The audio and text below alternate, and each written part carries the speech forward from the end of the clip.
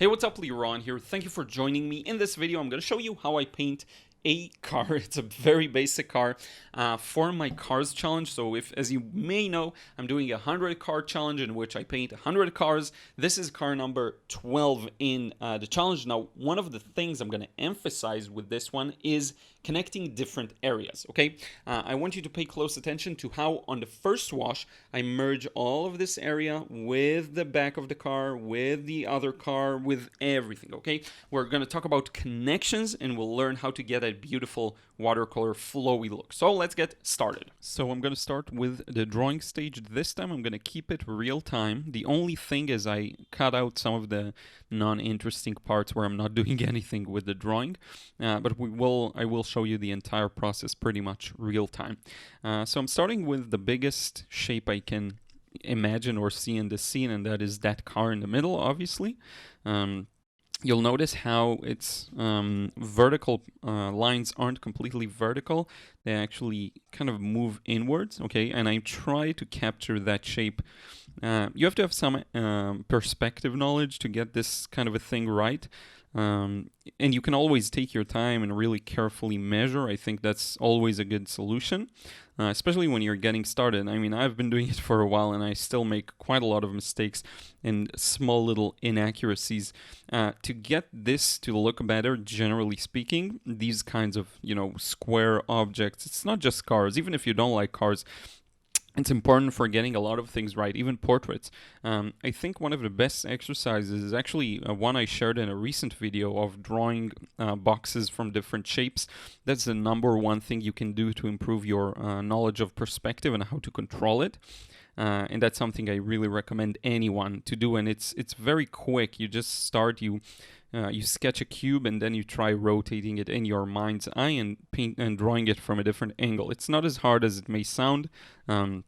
I've been practicing this with more complex objects, not just cubes, but cylinders and all sorts of irregular shapes, and also parts of the human body that I learn how to sketch right now from pretty much any angle. It's not easy, but with time you start to really get it. What I'm trying to figure out now is the axis connecting the two tires so that I know at what angle I should draw the ellipse. It's something I have talked about in a recent video. It's not as easy as well. This is a bit of a challenge. What I do is I connect the line from one center of a tire to the other. And then the line that's perpendicular to that's the long axis of the ellipse. Okay, you see how I'm sketching it around that long axis. In the past, I wouldn't have known to do that, and it took me some time to really get how it works. Now, let's zoom out a bit from drawing. It's important to remember that this is a watercolor process. This sketch its sole purpose is to tell us where we're gonna paint and how we're gonna paint. And a big motif of this video will be how to connect everything together in a beautiful way and how to get a balanced feeling. So if you look at this, the reference, there's a lot of interesting things going on with the two cars. The one on the right, that's a little smaller, we can see less of it. Its value is much lighter. These are all things I want to take advantage of and create interest with. And I really want the viewer to know what to focus on, what the artist's, me in this case, intentions were, what I want to portray with this. I want the message to be as clear as it can get. One thing I would have changed, I'm going to tell you right now, is maybe lower the cars just a little bit, leaving more space above them rather than below them. It's not the end of the world, just letting you know. So here we go, got the sidewalk shadow, got a couple of lines that drop there for the background. This is mainly done.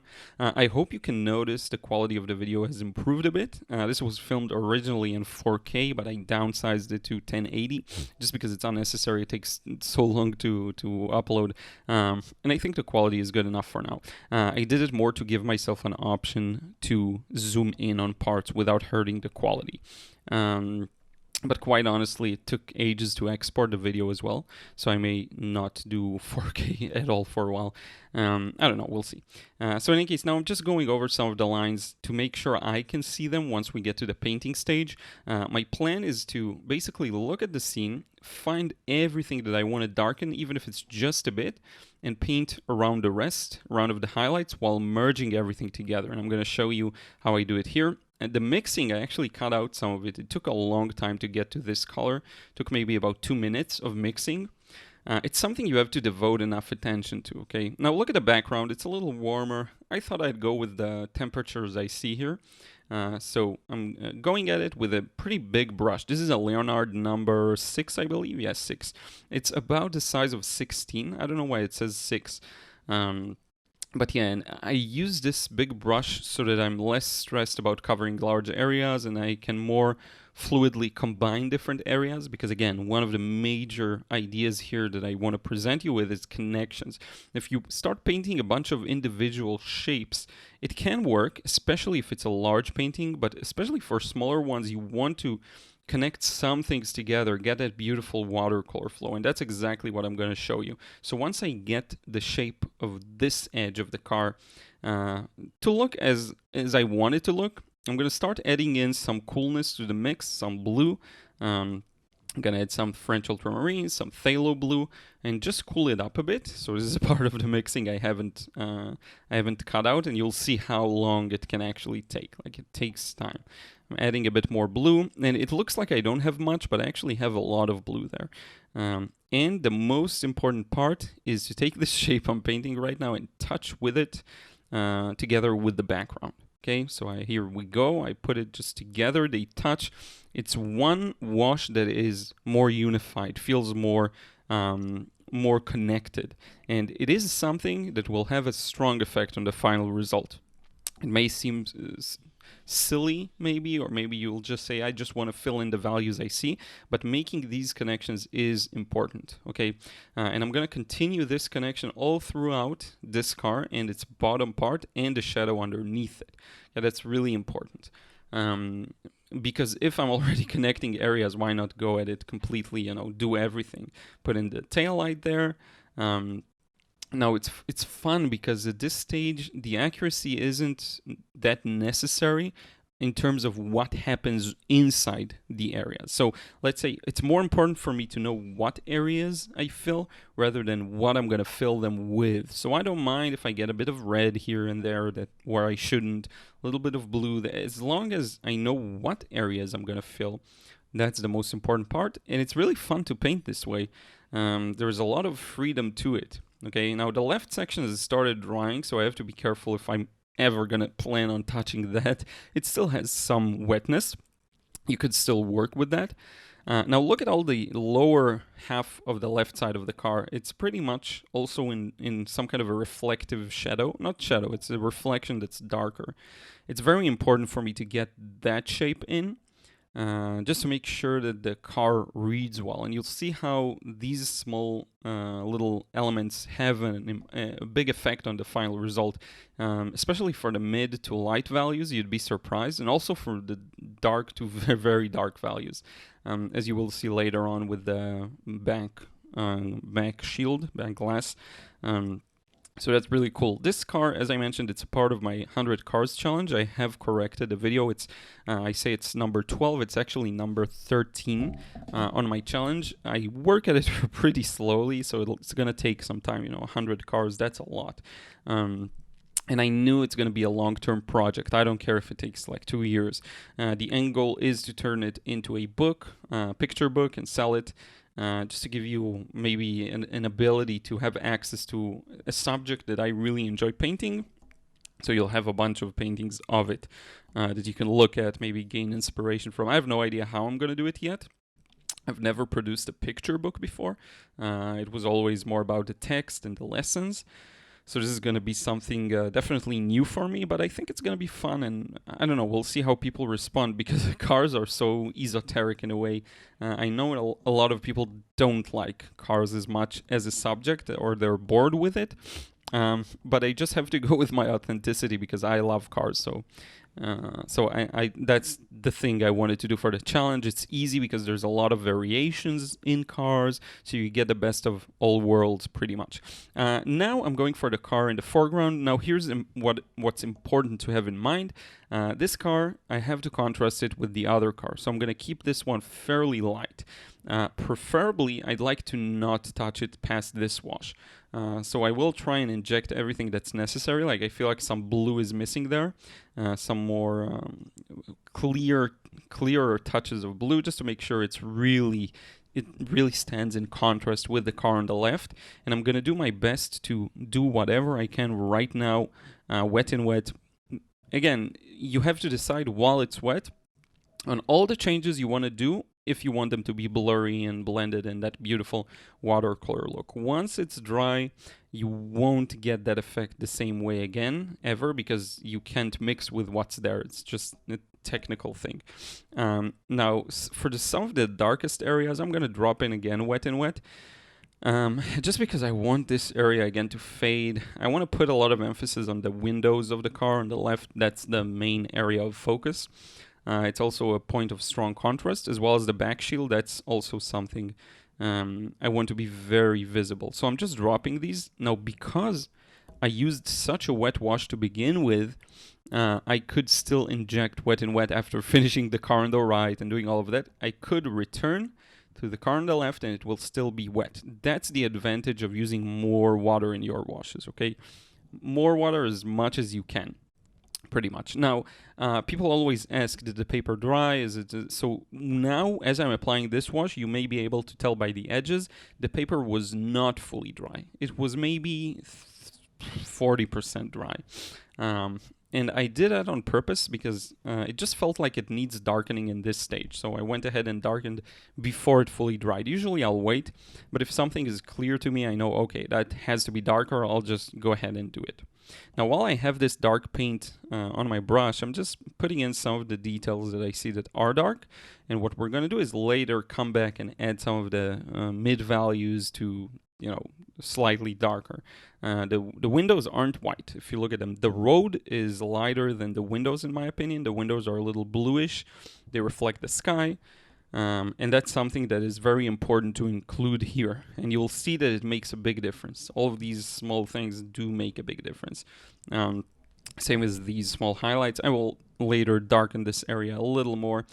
Now, I wanted to share with you this process because first, it's very practical. It's a quick painting I would do anyway. But second, it just shows you a mundane now it's dry, by the way. Did you get the cut? Did you notice the change of scenery for a moment? Now it's fully dry. But anyway, just to return to my point, I wanted to show you a standard normal painting that I would do just for myself, without too much pressure, as a part of my challenge. And so I really forced myself to not take too long on it, not to try and produce anything spectacular. Very often on YouTube I will try to have something extra for the painting, and obviously paintings that are done off camera are a little easier and usually the results are a little more accurate. But it doesn't, because I don't have to think about filming, but it doesn't mean that I don't try in the YouTube videos to get it to be that way as well. I do try very often, and this time I just wanted to really let go and enjoy this process. And let it kind of take me where it will. Put things in the right order while focusing on one motif only, which is merging as much as you can in the beginning. After that, it's like, do whatever you want. Notice the dry brush technique. This isn't easy sometimes to get the right thickness, the right ratio of water to paint. Very often you won't produce any line because you use too much paint. Then if you put in just a bit more water, your line is too complete, not broken enough. So it's an effect that's challenging. Now, one thing to consider with dry brush, I don't think I ever mentioned this before. You don't have to put things in dry brush. You don't have to. The reason why I like to do that is because it leads to an impression that's a little weaker and is pushed to the back. That's the main reason why. It's an easy way to add a detail that's still a part of the background in a way. Why? Because it's a broken line. If you look at the line on the street itself, it's a broken line, so it looks lighter. You could, instead of dry brush, just use lighter paint. That would work as well. Okay, you don't have to fall into this pigeonhole of doing the same technique over and over again. And I try to break off that pattern once in a while and just try and focus more on glazes rather than the dry brush. A dry brush is kind of a shortcut, a good shortcut, but it's not always necessary. So just have that in mind the next time you maybe if you feel like you're on autopilot and you just resort to that because that's how you're used to it, just know that you don't have to, you know. Now look at how adding this area of darker value, especially in the top, really makes a difference. And when you look at the original, it really does show. And I always say I really want to try painting this or the same scenes I do with watercolor. I really want to do with acrylics, and just to have more of that freedom to really observe it and put in the right color and have the option to glaze over if something is inaccurate. You know, it's part of acrylics and I would say oils as well. In a way, it's a process of discovery.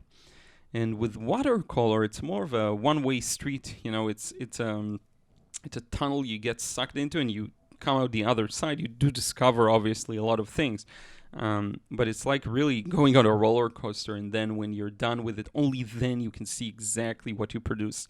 Whereas with other media, it can feel a little more it can feel a little more like a discovery in which I'm gonna look at an area carefully, try something out, and bam, I discovered that was the right value, that was the right color, that was the right impression. With watercolor, not so much. It does feel a little different, and I'm always curious to see what result I can produce when I'm not in that tunnel, where I have more of a freedom to walk around and test new things, test different things, you know, slowly and more deliberately. So you may expect, you may be able to expect an acrylics video soon as well. I do have a painting I want to try anyway, so why not film it and share it with you? I will mention, by the way, if you watched my recent Q&A video, if you have any questions for me, let me know in a comment down below. I also saw a lot of questions posted on that video, and I'd be happy to answer, okay? Because it's good content, you know. I just enjoy answering questions. It brings out different things in me, and I think it's just interesting and helpful. It's helpful to people, which is the most important thing. So in any case, signing this one real quick. I'm going to give you a final look. I'll also share the final picture with the tape removed, but before that, let's wrap it up. So I hope you enjoyed this one. Once again, final result. I had a really good time with this painting. Just a quick one to show you, you know, the usual stuff. It's not something really extra special. It's just the kind of work I do on a day-to-day basis. Once in a while, obviously, I'll take time and work on a painting that's larger, more detailed, more challenging, and then I share those with you later on. But this is really a standard work by my book. And talking about books, my plan is to take all of these cars and turn them into a picture book. So we'll see how that goes in the future. First, I have to paint all of them. So in any case, thank you so much for tuning in. And with that, we'll wrap it up. If you want to learn how to paint like me, as always, link in the description box below to my frustration-free watercolor course and to my drawing courses and everything you can find there. Thank you so much. We'll talk to you again real soon.